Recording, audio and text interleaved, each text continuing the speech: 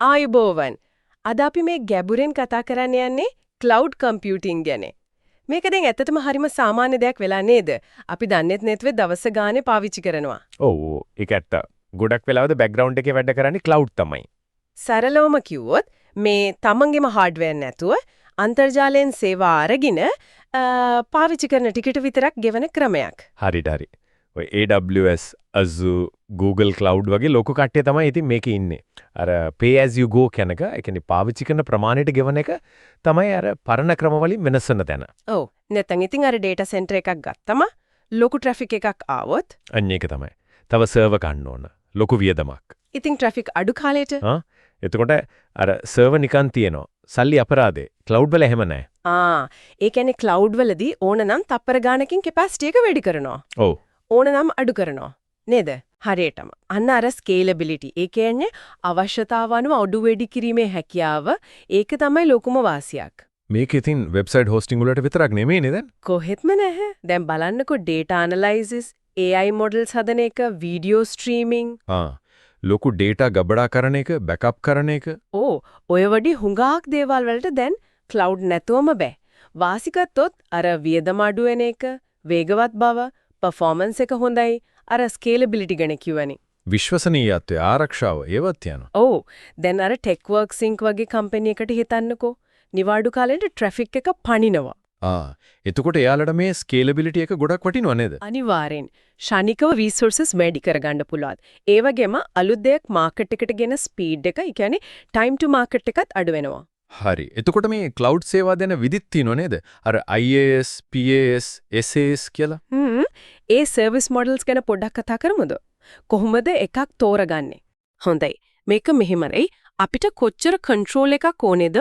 අපි කොච්චර manage කරන්න ලෑස්තිද කියන එක මත තමයි තීරණය වෙන්නේ. දැන් IaaS ගත්තොත්, ඒ කියන්නේ infrastructure as a service. මේක අතිවාරම වගේ. මූලික දේවල් ටික දෙනවා. servers, storage, networking. virtual machines වගේ. මෙතනදී OS එකේ ඉඳන් උඩට ඔක්කොම Tamanට manage කරන්න පුළුවන්. තමන්ගේම applications හදන අයට ගොඩක් නිදහස තියෙනවා. Amazon EC2 වගේ. හරි. එතකොට PaaS, platform as a service. PaaS වලදී අර IaaS වලට අමතරව application හදන්න, test කරන්න, deploy කරන්න ඕනේ platform එකම දෙනවා. ඒ කියන්නේ developer-ට අර යටින් තියෙන infrastructure, OS updates ගැන වද වෙන්න දෙයක් නැහැ. හරියටම. එයාලා code එක ගැන විතරක් focus කරනවා. Google App Engine වගේ සේවා. තේරුණා. අන්තිම එක SaaS, software as a service. SaaS තමයි අපි වගේ අන්තිම පාවිච්චි කරන අයට end users ලේසිම එක. කෙලින්ම web browser එකෙන් පාවිච්චි කරන්න පුළුවන් software එකක්. උදාහරණ Google Docs, Office 365 වගේ. Salesforce ඒ වගේ. මෙතන කිසිම management එකක් නැහැ user පැත්තෙන්. නඩත්තුවක්වත් නැහැ.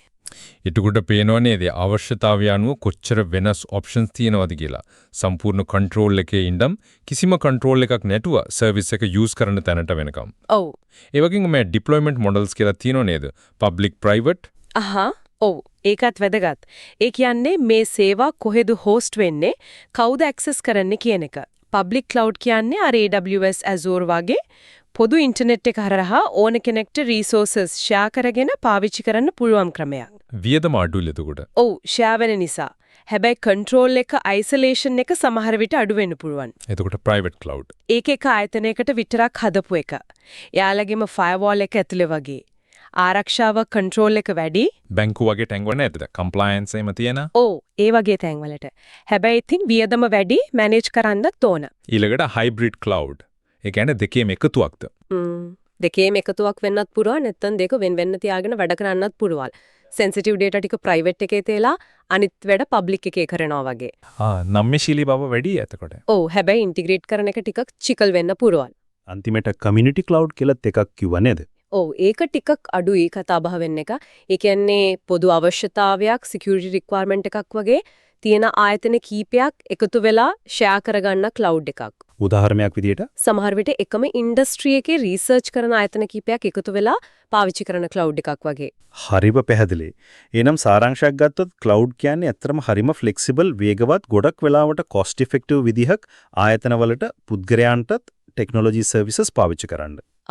අර කිව්වා වගේ IaaS, PaaS, SaaS වලින් ඩිප්ලොයමන්ට් මොඩල් එකක් තෝරගෙන Tamanටම හරියන සොලියුෂන් එක හදාගන්න පුරුවන්. ඇත්තම මේකෙන් ඉනෝවේෂන් වලට අලුත් දේවල් හඳුන්වලා දෙන ලොකු පුෂ් එකක් ලැබිලා තියෙනවා.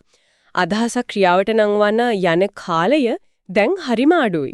ඒක ඇත්තට. හැබැයි ඉතින් මේ හැමදේම එක්කන අභියෝගයක් තියෙනවා. දැන් අපේ data ඔක්කොම ලගේ මේ cloud providers ලාගව තියෙද්දි ඒ data වල governance, ඒ කියන්නේ පාලනය, privacy එක ඒවා ගැන මොකද හිතන්නේ? ඒක නේ හිතන්න ඕන දෙයක් තමයි. ඒ වගේම මේ ලොකු ප්‍රොවයිඩර්ස් ලා කීප දෙනෙක් මතම යැපීම අද vendor lock-in කියන එක ඒකේ තියෙන රිස්ක් එක ගැන අවධානය යොමු කරන්න ඕනේ නේද? ඒක තමයි මම හිතන්නේ ඉදිරියට කතා කරන්න හොඳ මාතෘකාවක්.